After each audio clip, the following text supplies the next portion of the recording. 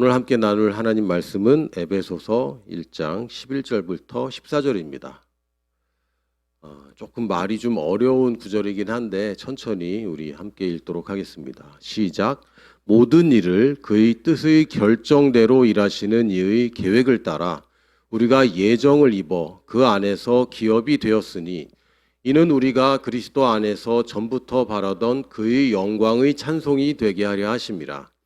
그 안에서 너희도 진리의 말씀 곧 너희의 구원의 복음을 듣고 그 안에서 또한 믿어 약속의 성령으로 인치심을 받았으니 이는 우리 기업의 보증이 되사 그 얻으신 것을 속량하시고 그의 영광을 찬송하게 하려 하심이라. 아멘. 모든 일을 하나님의 뜻대로 그 뜻대로 결정된 것을 그대로 일하시는 이 계획을 따라. 하나님은 내가 애쓰고 매달리고 하소연하고 끈질기게 매달린다고 하나님의 계획을 바꾸는 일은 안 됩니다. 그렇게 하면 큰일 나죠. 하나님은 완벽한 설계가 있는데 거기에 내가 바꾸라 그래서 자꾸 바꿔버리면 이상한 설계가 나와요. 저희들이 그런 거 가끔 보는데 특히 이제 건축을 하다 보면 제가 건축가는 아니지만 건축하는 모습을 보면 처음 설계도는 너무 멋지고 조감도도 너무 멋진데 그게 뭐 비용 때문일 수도 있고 저는 그 건축주의 그 마음과 디자인 개념에 따라서 이게 막 바뀝니다. 바뀌고 나면 좀 못생겼어요. 못생기고 처음에 그 아름다운 설계대로 된 게 아니라 이상한 건물이 탄생하기도 합니다. 저희들 이제 길 가다 보면 이상한 건물도 있잖아요. 좀 별로 안 예쁘다 이 정도가 아니라 왜 저게 저렇게 됐을까 하는 괴상한 것들이 결국엔 전문가가 하던 거를 누군가가 비전문가가 손을 댄 거죠. 그래서 하나님이 결정대로 그 뜻하신 하나님의 의지로 결정된 그 결정대로 하나님은 일하십니다. 개가 짖어도 기차는 가는 거예요. 그거 상관하지 않습니다. 근데 우리가 개가 막 짖다가 기차가 서니까 우리는 가끔 열심히 짖었더니 기차가 섰구나 그러는데 그 원래 서는 데서 서는 겁니다. 원래 가는 데서 가는 거고 스케줄대로 되는 것에 그 기차를 우리는 타는 것이 우리에게 좋은 것이지 기차를 내가 조종할 생각을 하면 안 돼요. 그거는 하나님의 영역을 침범하는 것입니다. 그러니까 그분의 계획을 따라 우리가 예정을 입었다라고 얘기합니다. 뭐 모든 게 다 예정되었다 이런 얘기가 아니라 우리를 위한 하나님의 최고의 계획이 있습니다. 믿으십니까? 최고의 계획이 있습니다. 하나님이 그때그때 될 때마다 막 이것저것 끼워 맞추고 즉흥적으로 하고 임시 방편으로 만들고 임기응변하시는 분이 아니에요. 최고의 계획이 있는데 거기에 우리의 자유의지가 있을 뿐입니다. 그래서 뭐 예정론 그러면 우리는 뭐 어차피 뭐 이렇게 정해져 있는데 아니요. 여러분은 꼭두각시가 아닙니다. 여러분 로봇이 아닙니다. 우리는 자유의지를 가진 사람인데 여기서 예정하셨다는 얘기는 하나님은 우리에게 최고로 좋은 길을 예비하셨습니다. 하나님께는 계획이 있어요. 육신의 부모들은 태어나야 계획을 세웁니다. 일단 아들인지 딸인지 알아야 계획을 세우고 이 아들이 어떤 건강 상태가 있는지 이 아들이 자라가면서 해보니까 엄마 닮았구나 뭐 이런 거 보면서 그러면서 이제 계획을 수정하고 그렇게 하는 거죠. 왜요? 우리를 통해서 나오긴 했지만 우리가 설계한 건 아닙니다. 부모가 설계한 건 아니에요. 그러나 하나님께는 우리의 도면이 다 있습니다. 청사진이 있고 미래에 대한 모든 계획은 하나님 안에 있습니다. 그 예정이 있어요. 그래서 그 안에서 우리가 기업이 되었습니다. 유업이 되었고 그 유산이 되었습니다. 그렇죠. 우리가 물려받는 사람이 되었습니다. 우리에게 물려진 유산이 있고 그 유산을 통해서 우리가 어떤 삶을 살아야 할지 우리가 잘해서 받은 상이 아니라 그냥 자녀로서 받는 기업이 있습니다. 그 기업에 하나님의 계획이 있을 뿐이죠. 이는 우리가 그리스도 안에서 전부터 바라던 그의 영광이 찬송이 되게 하려 하십니다. 할렐루야. 우리가 사람들이 높여주고 뭐 어쩌고 그런 거 말고 우리가 하나님의 트로피가 되는 것입니다. 영광의 트로피가 되는 것입니다. 트로피가 한 게 아니라 하나님이 하셨죠. 그러나 번쩍번쩍 빛나는 건 트로피죠. 우리가 그 하나님의 영광이 빛나는 그 자체입니다.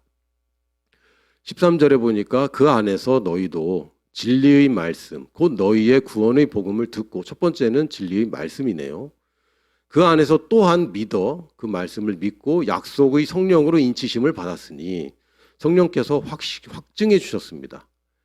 우리가 말씀을 읽으면 어떤 사람들은 이 말씀 은혜 받았다 그러고 어떤 사람은 무슨 소리인지 못 알아듣겠다 그러고 똑같은 말씀인데 각각 듣는 것도 다르고 이해하는 것도 다르죠. 그리고 삶이 변하는 것도 다릅니다. 왜요? 성령님의 역사가 다르기 때문에. 우리가 말씀만 하는데 맞습니다. 그러나 그 말씀에 성령님의 확증이, 성령님의 확신이, 성령님의 인도가 같이 있어야 합니다. 그렇지 않으면 공부만 해요. 머리만 커지고 말씀에 대해서 알게 되지 말씀을 경험하지 못하게 됩니다. 아는 말씀이 역사하는 것이 아니라 믿는 말씀이 역사하는 것이고 믿음은 영적인 세계에서 일어나는 일이며 그때 성령님이 우리에게 확증을 주십니다. 그러면 어떻게 됩니까? 이는 우리의 기업의 보증이 되사 누가요? 성령님이. 말씀에는 그 기업이 나와 있고 그 기업이 도대체 무엇인지 우리가 누구이고 무엇을 가졌고 이제 우리의 미션이 무엇인지 나와 있는데 그 보증이 되시는 분은 성령님이십니다. 그래서 그 얻으신 것을 속량하시고 그 얻으신 것을 우리에게 주셨죠. 값없이 우리에게 주셨습니다. 그래서 뭐 하라고? 그의 영광을 찬송하게 하려 하십니다. 아멘. 우리가 이런 목적을 따라 살고 있습니다. 큰 그림을 제대로 잘 그려야 됩니다. 오늘 제목을 제가 아버지는 응답하신다라고 지었는데요. 지금껏 저희가 몇 주에 걸쳐서 기도에 관한 말씀을 계속 나눴습니다. 오늘 기도에 관한 마지막이면서 또 앞으로 나눌 성령 인도에 관한 그 도입이면서 중간적인 그 내용을 나누려고 하는데 우리가 착각하는 것 중에 하나님이 응답하실까라는 두려움이 있습니다. 근데 이것은 완전 거짓말이에요. 하나님은 응답하십니다. 아버지는 무조건 응답하십니다. 무조건 응답하십니다. 그런데 왜 못 받냐면 첫 번째는 구하지 않기 때문에, 두 번째는 잘못 구해서 혹은 의심해서 이러면 못 받는 거죠.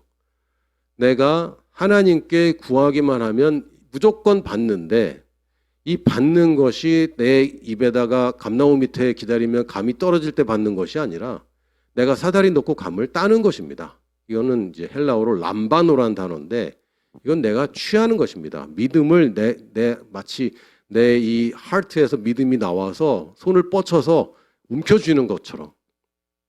그 하나님이 그렇게 계획하셨지 하나님이 그냥 다 갖다 주고 그런 게 아니죠. 우리가 믿음으로 발휘해야 되는데 믿음을 발휘하지 않고 의심하거나 또 믿음이라는 것은 말씀에 근거한 것인데 말씀에 근거하지 않고 내 정욕에 근거한 것이라면 그건 육신적인 반응이지 영적인 믿음이 아닙니다. 그럴 때 못 받게 됩니다. 그러나 그거는 하나님이 제시하신 방식과 방법을 따르지 않는 나의 문제인 것이고 그것을 우리가 기도 생활을 통해서 계속 교정해가고 바른 기도로 들어가는 것입니다. 오늘의 주제는 하나님은 응답하신다는 거예요. 단지 그 응답이 형태가 여러 개가 있습니다. 히브리서 11장 1절에 보니까 믿음은 바라는 것들의 실상이요 보이지 않는 것들의 증거니 이렇게 얘기합니다. 바라는 것들의 실상이요. 우리가 지금은 안 보여서 바라고는 있지만 실제로 존재하는 그것이 믿음이다라고 얘기하고요.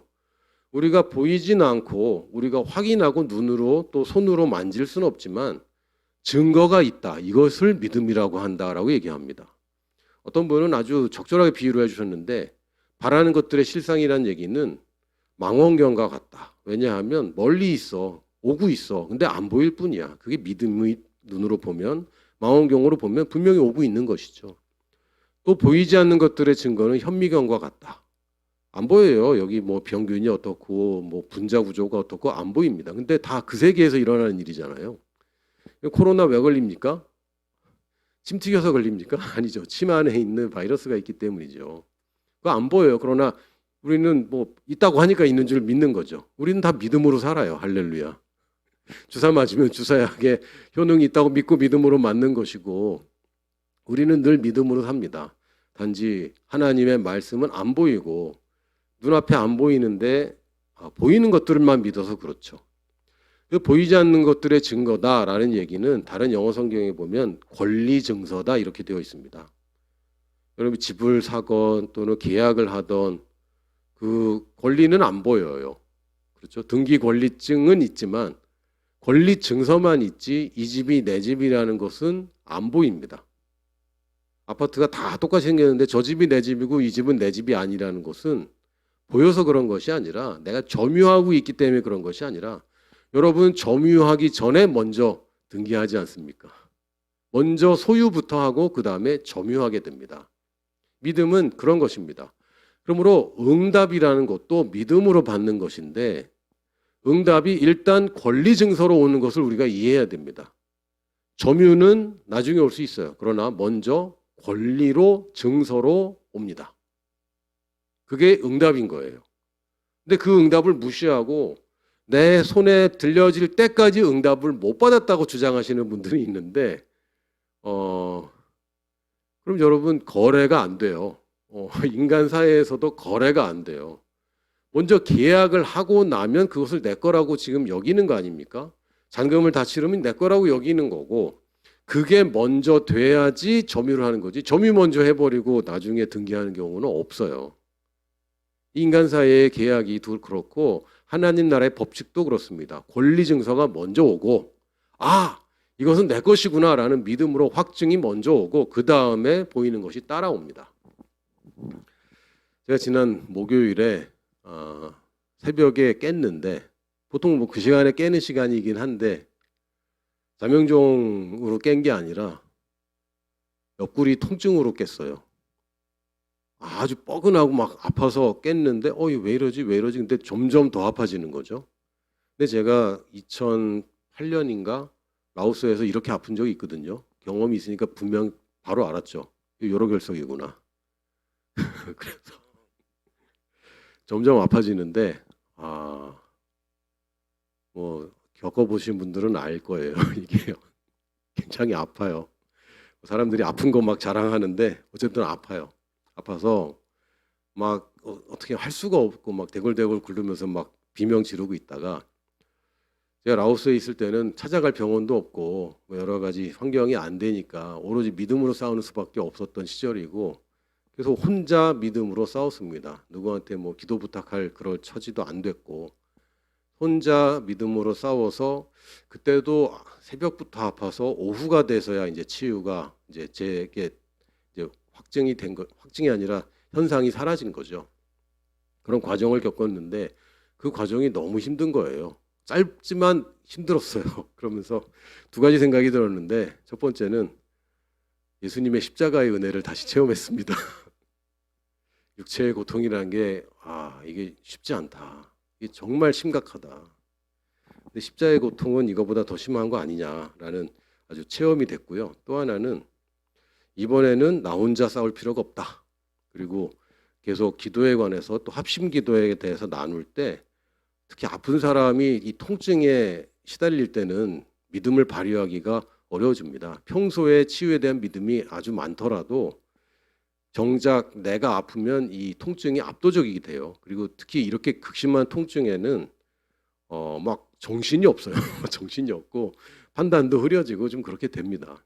그래서 저희 교회 성도들에게 이제 기도를 해달라, 믿음을 해달라 카톡을 보냈고 하겠다라는 답을 얻었고 그랬는데 이게 겪어본 거니까 이게 통증이 몇 시간은 더 갈 것 같다라는 생각이 드는 거죠.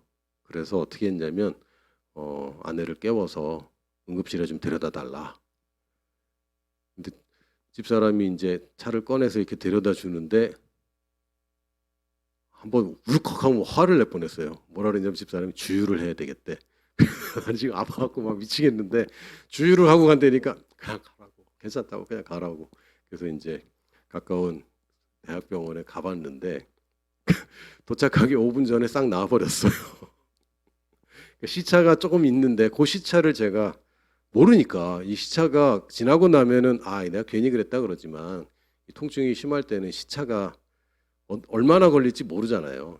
그래서 여러분 병원 가는 건 나쁜 것도 아니고 잘못된 것도 아닙니다. 근데 한편으로는 내가 병원 안 가고 그냥 딱 버텼으면은 좀 할 말이 더 내가 믿음으로 이겼다 뭐 이렇게 쓰면 될 텐데 아쉽게도 병원 가는 길에 완전히 나아버려 갖고요. 응급실에 갔는데 되게 민망하더라고요. 다 아파갖고 막 이러고 있는데 나는 멀쩡하게 앉아서 의사 선생님 기다리다가 선생님도 뭐 이렇게 얘기하더니 뭐 나온 것 같다고, 통증이 덜하다가 심하다간 하지만 이렇게 없어지지는 않는다. 그리고 뭐 병원에서 할 수 있는 일도 사실 별로 없고 진통제 혹시 모르니까 진통제 처방해 드니까 이제 하고 가라 그래서 11만 원 내고 약 5개 받아왔습니다. 되게 지나고 보면 그 병원 안 가도 될 뻔했는데 뭐 이런 생각도 들어요.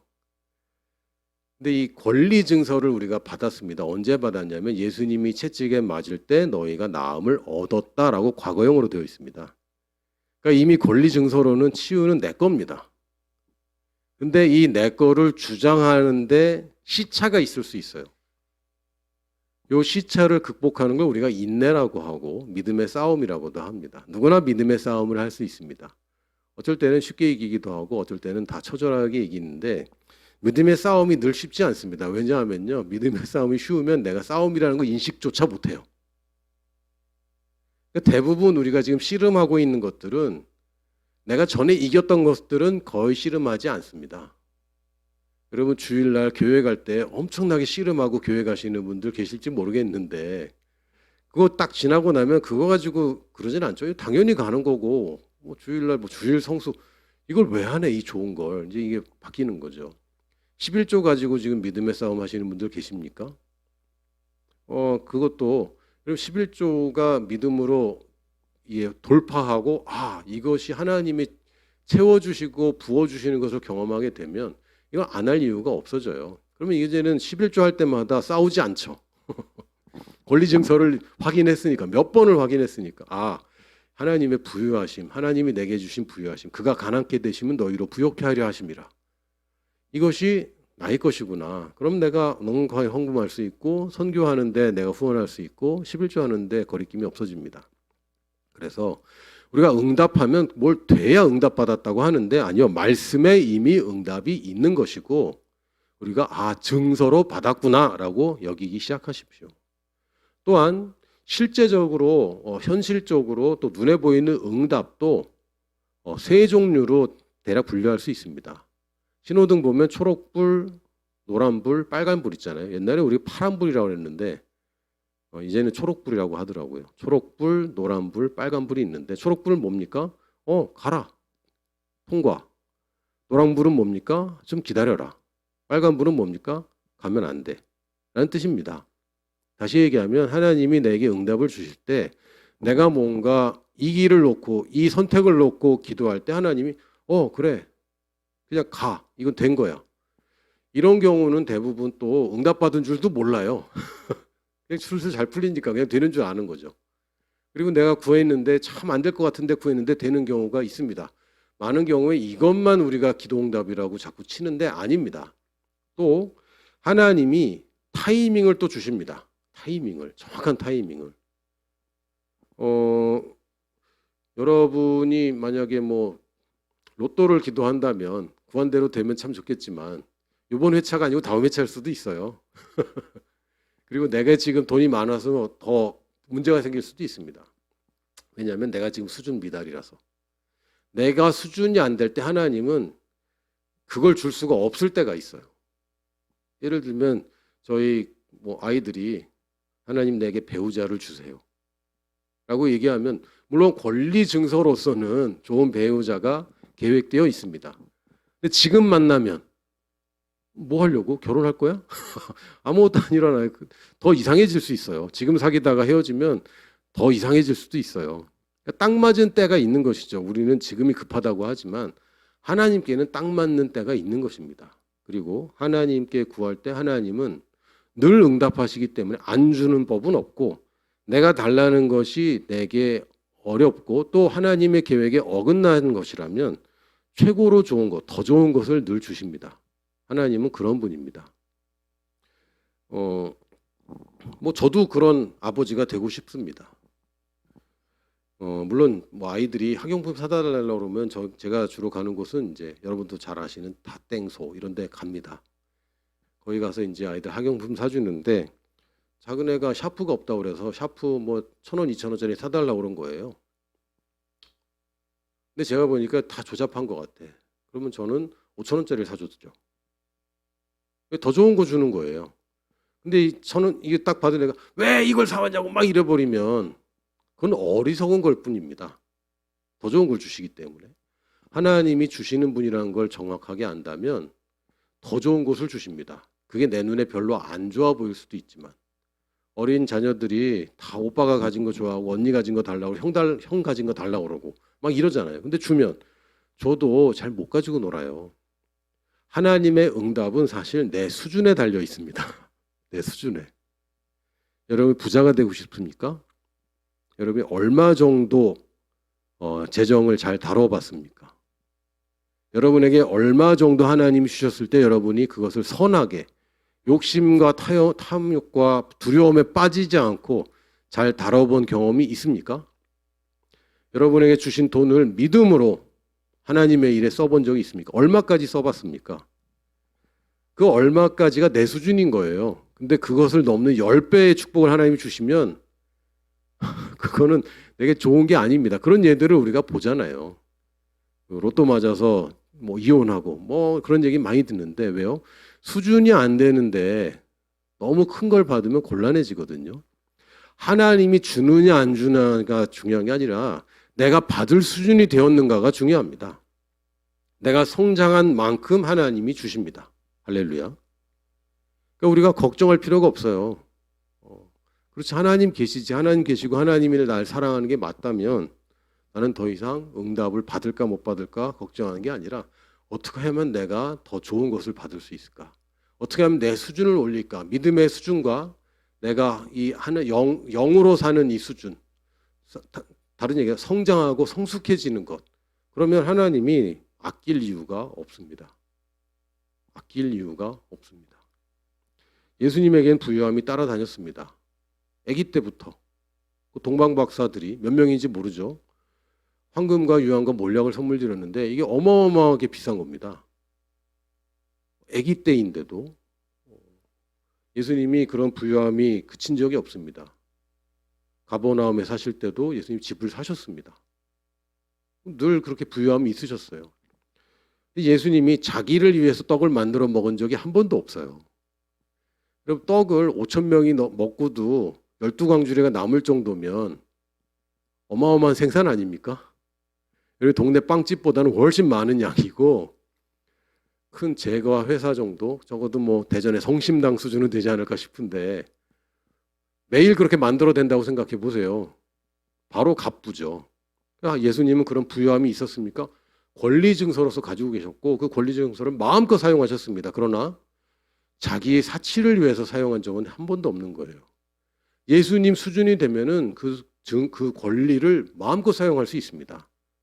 근데 왜 하나님 나한테도 그런 거 참 주면 좋겠는데 왜 그걸 그렇게 사모합니까? 밥하기 싫어서 혹은 또 일하기 싫어서. 일하기 싫죠. 돈을 위해서 일하는 게 얼마나 괴롭습니까?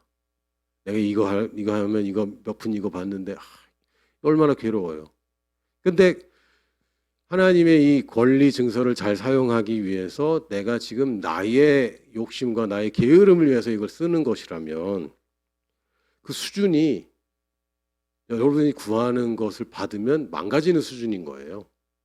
그래서 하나님이 못 줄 뿐입니다. 아이에게 칼을 맡기지 않고 아이에게 자동차를 맡기지 않는 것처럼 내 수준이 되면 하나님은 늘 좋은 걸 주십니다. 또한 우리가 구하는 응답 중에 하나님께 물어볼 때 하나님이 가르쳐주면 좋겠는 거 많이 있잖아요. 그것도 똑같습니다. 내가 하나님께 물어봤는데 하나님이 모든 걸 다 가르쳐줘서는 안 됩니다. 그렇죠? 하나님 나는 몇 월 며칠 몇 시에 어디서 죽습니까? 이런 거 안 가르쳐 주시죠. 물론 가르쳐 주시는 경우도 가끔 있는데 그건 그 사람에게 필요할 때 그런 것이고 그런 거 가르쳐 주지 않습니다. 하나님이 나한테 로또 번호를 가르쳐 준 적이 없어요. 물어봐도 그거는 안 가르쳐 주시는데 우리가 착각하는 것은 물어보면 하나님이 대답을 안 한다고 생각합니다. 아닙니다. 대답하십니다. 뭐라고 대답하시냐면 그건 네가 물을 게 아니야. 다른 걸 물어봐야지. 네가 물을 게 아니고 다른 거 좋은 걸 물어봐야지. 예를 들면 여러분이 네이버에 물어볼 때 마약 구입처 이런 거 물어보면 대답해 주면 안 되는 거죠. 망하는 길을 물어보면 그거 대답해 주면 안 되죠. 그게 아니라 우리가 구하는 것은 하나님이 이미 세워놓은 계획에 가장 좋은 인생을 구하는 것이지 내가 지금 뭐 하려고 어쩌고 그거는 수준이 낮은 거고요. 그럴 때는 그거는 네가 물어보면 안 되는 거야라는 대답밖에 안 나옵니다. 근데 그거는 우리가 안 듣고 있는 거죠.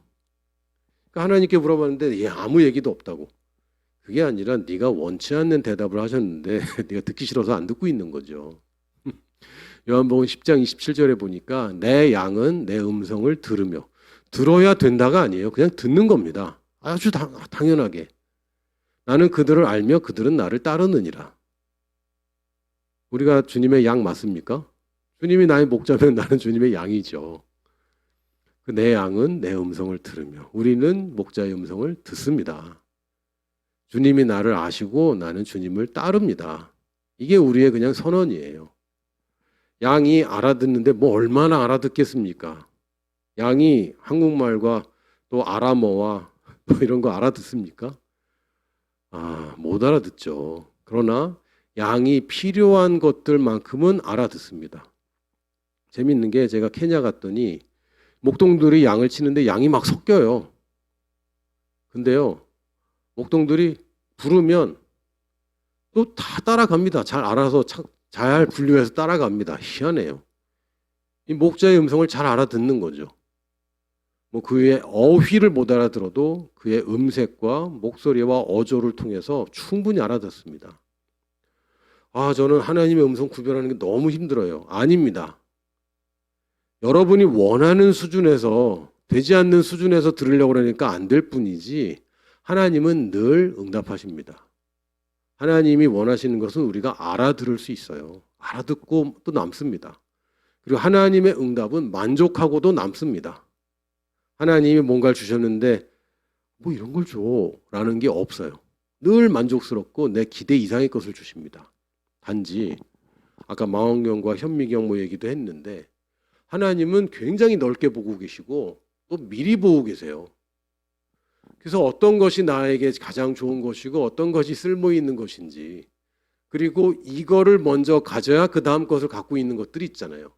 그리고 이것을 갖기 위해서 내가 넘어야 될 허들을 넘어야 그 넘어야 것까지 내가 그 허들을 이길 수 있는, 넘을 수 있는 수준이 되는데 이런 것들은 내가 인생을 처음 살다 보니까 여러분 인생 여러 번 살아본 분 계세요? 뭐 지금 뭐 인생 2회차 뭐 이런 우스갯소리도 있는데 다 인생은 처음이에요. 내 인생은 내가 처음이고 50대 인생은 처음이에요.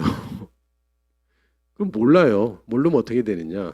나보다 넓게 보고 나보다 미리 보시는 분을 잘 따라가면 됩니다. 아프리카 초원에 가면 초식동물들이 누구를 따라다니냐면 기린을 따라다닙니다. 기린이 시점이 높기 때문에 기린이 뛰면 나도 뛰는 거예요. 난 안 보여. 근데 기린이 뛰면 같이 뛰는 겁니다. 나는 뭐 잘 아무것도 모르겠는데 목자가 움직이시면 나도 움직이는 거고 목자의 음성으로 내게 감동이 있다면 내가 그걸 따라가는 겁니다. 그게 성공의 비결이에요. 우리 인생에서 여러 가지 시험 문제를 만납니다. 그런데 우리가 믿는 것은 고린도전서 10장 13절에 사람이 감당할 시험 밖에는 너희가 당한 것이 없나니. 자, 잘 보시면 하나님이 시험을 준다는 얘기가 아닙니다. 하나님이 날 시험할 필요 없어요. 하나님이. 물론 하나님이 이런 어려움이나 문제를 내버려 둘 때 있습니다. 왜? 내가 풀어야 되는 거니까. 내 인생은 내가 개척하는 것이고 이 말씀을 하나님의 말씀을 내 입에서 떠나지 말게 하며 주야로 그것을 묵상할 때 네가 내 길을 형통하게 만든다라고 되어 있지 하나님이 성공을 갖다 주는 게 아니죠. 내가 올바른 선택들을 계속 할 수 있게 되는 겁니다. 시험도 문제들도 하나님은 내가 믿음으로 내가 이기기를 원하시지 나는 그냥 뭐 웅크리고 자빠져서 그냥 막 울었더니 하나님이 해결해 주고 그건 깐난애기나 그렇게 하는 겁니다. 그게 아니고 세상에서 시험은 계속 있습니다. 그런데 하나님이 시험을 주는 게 아니라 세상이 날 시험하죠. 그런데 우리가 감당할 수 있는 시험만 허락하신다고 되어 있어요. 오직 하나님은 믿음직스러우셔서 너희가 감당하지 못할 시험 당함을 허락하지 아니하시고 그런 건 하나님이 막아주신다고 하셨어요. 목자가 하는 것이 그겁니다. 목자가 입을 벌리고 목자가 씹어서 풀을 씹어서 곤죽이 된 거를 양에게 넣어주지 않습니다. 양을 인도해 주는데 거기까지 가는 건 양의 몫이고 거기서 좋은 풀을 골라 먹는 건 양의 몫이고 알맞게 운동하고 알맞게 잘 쉬는 건 양의 몫입니다. 푸른 초장에 눕혀놨는데 혼자서 계속 돌아다니고 막 뛰어다니고 쉴 때 쉬지 않고 나중에 힘들다 그러는 거 그건 양이 잘못한 거죠. 우리가 자유의지가 있잖아요. 그런데 짐승이 나타나서 양을 해치려고 할 때 양은 그거 못 이기죠. 그럴 때 어떻게 합니까? 목자가 막아줍니다. 너희가 감당하지 못할 시험 당함을 허락하지 아니하시고 부모는 자녀를 그렇게 보호하는 게 당연한 거죠. 시험 당할 즈음에 또한 피할 길을 내사 너희로 능히 감당하게 하시느니라. 허락을 안 하시고 시험을 당할 것 같은데 빠져나가게 하시고 여러분 그런 경험 있습니까? 저는 그런 경험 많아요. 위기가 오고 막 이럴 것 같은데 슬쩍 빠져나가고 내가 감당할 수 없어요. 감당하지 못하고 혹은 어떨 때는 내가 충분히 감당할 수 있는 능력인데 내가 두려움에 사로잡히거나 내가 가진 무언가를 잊어버리거나 모르고 있을 때 그러나 피할 길을 하나님이 주십니다. 그래서 우리에겐 실패란 없습니다. 여러분 잠깐 뒤로 가는 건 있을 수 있지만 실패는 없어요. 산을 오르다 보면 내리막길도 있더라고요. 올라가고 있는데 내려갈 때도 있잖아요. 그런데 그렇다고 우리가 그 산을 오르지 못하는 게 아니죠. 최근에 예전에 뭐 누구라고 얘기는 안 하겠는데 아들이 엄마 아빠의 도움을 받아서 시험 봤다는 뭐 이런 내용을 보니까 아주 치밀하게 잘 준비를 하셨더라고요. 시험 자체가 오픈북인데 거기다가 아빠 찬스까지 쓰는 거죠. 최고입니다. 그럼 통과하지 못할 시험이 어떻겠어요? 오픈북인데 아빠 찬스예요. 우리 인생이 그런 거 아닙니까? 오픈북 아닙니까? 성경은 언제든지 찾아볼 수 있고 우리 외우고 있으면 언제든지 불러올 수 있고 계속 고백하다 보면 그냥 입에 붙어버립니다. 그리고 성경 요새는 뭐 안 들고 다니시잖아요. 다 폰에다 넣고 다니고. 오픈북입니다. 우리가 당한 시험은 오픈북이다 생각하시고 그리고 감사하게 또 컨닝이 불법이 아니에요. 아빠 찬스를 써도 됩니다. 여러분 시험 본 지 오래되셨죠? 저도 뭐 시험 본 지는 오래됐는데 최근에 제가 코딩 지도사 자격증 시험 봤는데 좀 어렵더라고요. 내용이 좀 많고 오랜만에 공부하려니까 어렵더라고요. 근데 시험이 오픈북이에요. 그럼 어떻게 됩니까? 통과 잘했습니다. 쉽게 잘 통과했습니다. 그리고 요새는 컴퓨터로 오픈북이기 때문에 그 찾는 기능이 있어요. 그걸 누르면 그 단어를 바로 찾아주거든요. 얼마나 좋아. 그리고 예전에 또 라오스에서 제가 운전면허 시험을 봤거든요. 운전면허 시험을 봤는데 라오스 말로 이제 필기 시험이 나옵니다. 근데 제 아내한테 당신도 같이 보자. 나 보는 김에. 근데 자기 공부 하나도 안 했는데 어떡하냐. 그래도 일단 한번 보자. 뭐가 나오는지를 알면 좋지 않냐. 그래서 같이 보러 갔어요. 그래서 이제 옆자리로 앉아서 이제 시험장에 앉았는데 시험 감독관이 둘이 부부냐고 그래서 부부라고 그랬대요. 그럼 부부는 같이 의논하고 봐도 된대. 그래갖고 아내는 공부를 하나도 안 한 채 시험을 통과한 거죠. 남편 찬스로. 이게 인생에서 죄송합니다. 그 한국의 기준으로는 불의를 저지른 건데 감독관이 하라고 그랬으니까 뭐 우리는 괜찮은 거예요. 특권을 누린 거예요. 외국인이란 특권을. 마찬가지로 우리는 하나님의 아들이라는 특권으로 살고 있습니다. 이거는 합법적인 특권입니다. 우리 인생의 사람들이 오픈북인데도 책을 안 보고 오픈북인데 답이 있는데도 답을 못 찾는 사람이 얼마나 많습니까? 그 사람들에게 가르쳐주는 것도 우리 합법입니다. 성령님의 인도를 받는 거 굉장히 합법입니다. 너무너무 합법이에요. 그러므로 우리 인생의 시험 문제를 만날 때 여러분 안심하시고 맞다 오픈북 시험이지 아빠 찬스가 있지 걱정하지 마십시오. 여러분 앞에 인생이 모르는 영역들이죠. 그러나 오픈북입니다. 아빠 찬스가 있어요. 그래서 우리는 즐겁게 도전에 임할 수 있습니다. 이런 인생이기 때문에 실패가 없는 거죠. 시편 23편 4절에 보니까 내가 사망의 음침한 골짜기로 다닐지라도 목자가 인도한 게 아닙니다. 내가 다닐지라도 내가 그냥 목자는 나를 그렇게 보호하고 했는데 내가 내 맘대로 가다 보니까 이게 뭐야? 사망의 음침한 골짜기로 가버렸을지라도 그래도 해를 두려워하지 않을 것은 주께서 나와 함께 하십니다. 주님이 나와 함께 하십니다. 물론 주님이 인도하시는데 이런 골짜기 지날 때도 있습니다. 그건 뭐 분명히 안심해야 되죠. 근데 심지어는 내가 잘못해서 사망의 음침한 골짜기를 내가 다녀도 주님이 나를 쫓아오세요. 주님이 뭐라고 그러셨어요? 99마리가 집에 있어도 한 마리 잃어버린 양이 있으면 나는 그거 찾아가. 이게 우리 목자예요. 이런 목자를 둔 우리들 얼마나 행복합니까? 주의 지팡이와 막대기가 나를 안위하시나이다. 걱정할 필요가 없습니다. 그래 착각하는데 저는 근데 수준이 낮아서요. 저는 아직도 잘 몰라서요. 저는 믿은 지 얼마 안 돼서요. 저는 기도를 잘 안 했어요. 저는 말씀을 잘 몰라서요. 어릴수록 안전합니다. 어릴수록 안전합니다. 여러분 자녀를 키워보시면 알잖아요. 언제 더 보호합니까? 어릴 때 보호 더 많이 하죠. 어릴 때 더 많이 보호합니다. 저희들은 이제 큰애와 작은애가 8년 터울이기 때문에 이 격차가 있잖아요. 큰애가 이제 아빠는 뭐 이렇게 맨날 막내만 챙겨주냐고. 너도 어릴 때 그랬다. 어릴 때는 더 챙겨줍니다. 어릴 때는 하여튼 뭐 이상한 거 먹을까 봐 막 그러다가 이제는 아이들하고 같이 라면 끓여 먹고 콜라 마시고 뭐 이렇게 합니다. 어릴 때는 그런 거 안 먹이죠. 그냥 보호하고 어릴수록 안전합니다. 그럼 성장하면 안전해지는 게 아닙니까? 성장하면 이제는 좀 위험해집니까? 아니요. 성장할수록 강해지잖아요. 그러니까 아무 문제 없어요, 여러분. 내가 약해요. 그러나 약할 때는 안전합니다. 근데 제가 너무 커버렸어요. 그럼 성장했네요. 그러면 강하잖아요. 그러니까 걱정할 필요가 없는데 우리는 이래도 저래도 실패 없는 인생이에요. 여러분이 내가 시간이 이렇게 됐는데도 나는 여전히 성숙하지 못했구나. 그럼 안전하네요. 할렐루야. 저는 믿은 지 오래돼서 그 첫사랑도 없고 저처럼 뜨겁진 않아요. 하지만 강하잖아요. 할렐루야. 그러니까 실패란 이제 존재할 수가 없습니다. 하나님의 자녀에게 실패는 없어요. 우리 인생에는 좋은 것만 넘칩니다. 따라 볼까요? 내 인생에는 좋은 것만 넘친다. 좋은 것을 그냥 주는 수준이 아닙니다. 넘칩니다. 우리가 기도 생활을 할 때 사실은 우리의 목표는 뭐냐면요. 기도할 게 없어지는 거예요. 기도할 게 없어지는 게 우리의 목표입니다.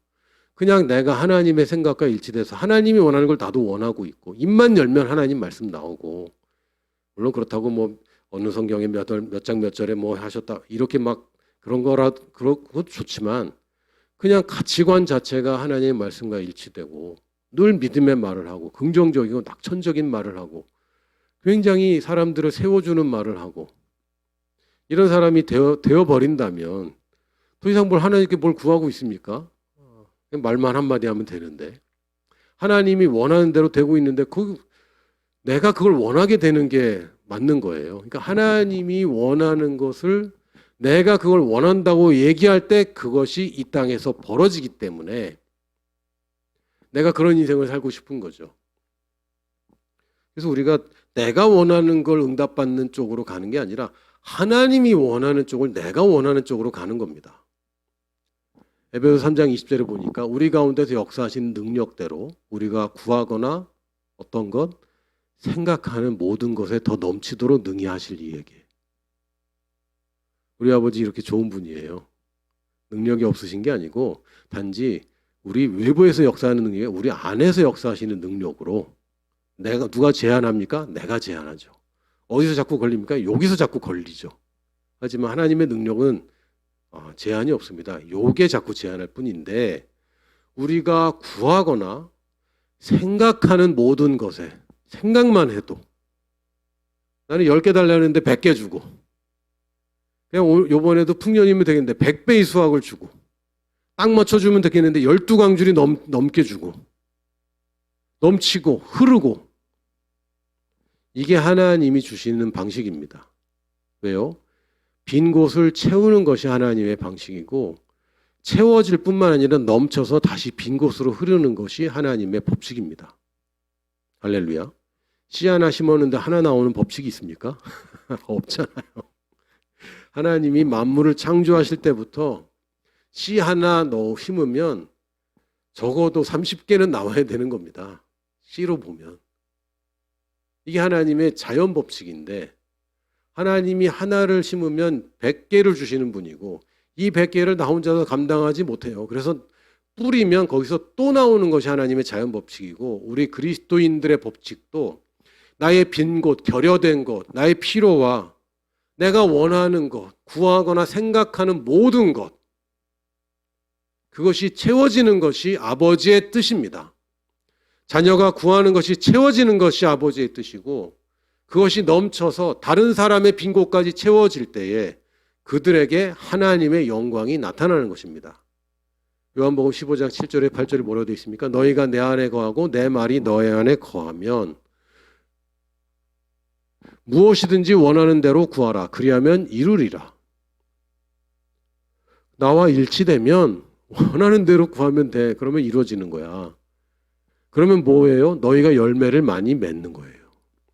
우리가 열매를 맺는 게 나의 노력이나 헌신이나 피와 땀으로 눈물로 열매 맺는다고 착각하지 마시고 우리의 기도가 응답되는 것이 열매입니다. 우리가 열심히 일해서 돈을 번 것이 하나님께 영광 돌리는 기도가 그 열매가 아니라 나는 일하지만 하나님께 내가 부유함을 구하고 필요를 구하고 저들의 필요를 구할 때 채워지는 것이 열매인 것이죠. 하나님의 뜻대로 구해서 이 땅에 그것이 이루어지는 것이 우리의 열매입니다. 할렐루야. 그럼 누가 영광 받습니까? 아버지께서 영광 받으시고 우리는 뭐가 되죠?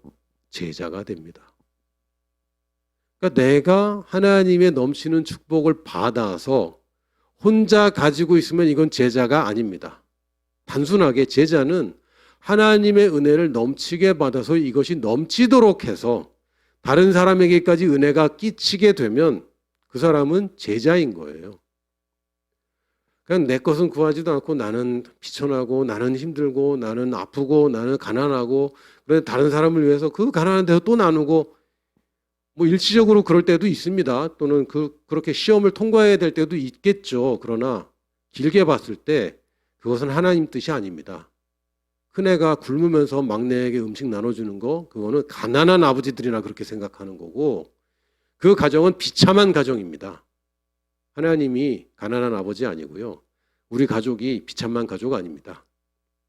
내가 받은 게 충분한데 내가 왜 그렇게 욕심 부려요. 동생이 배고프다 그러면 먹일 수 있는 거죠. 왜요? 나는 아버지가 채워주니까. 할렐루야. 또는 우리 가족이 아닌 사람들에게까지 채워줄 수 있는 겁니다. 그러면 그 사람이 우리 가족이 되는 거죠. 이게 복음 전하는 방법이고 우리가 영혼을 구원하고 또 우리가 선교하는 방침입니다.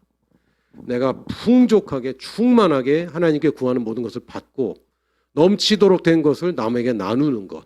그게 제자의 삶입니다. 할렐루야. 아버지는 응답하십니다. 아버지는 넘치도록 좋은 것을 주십니다. 우리가 소원하는 모든 것들, 그보다 더 좋은 것들을 우리가 구하는 것보다 더 많은 것들을 우리에게 주시려고 작정하셨습니다. 우리가 이제 믿음으로 그 인생을 살 것이고 믿음으로 더 좋은 인생을 우리는 경영할 것입니다. 그리고 다른 인생들이 나와 같은 인생으로 변화될 것입니다. 아멘. 우리 함께 성찬식 하도록 하겠습니다.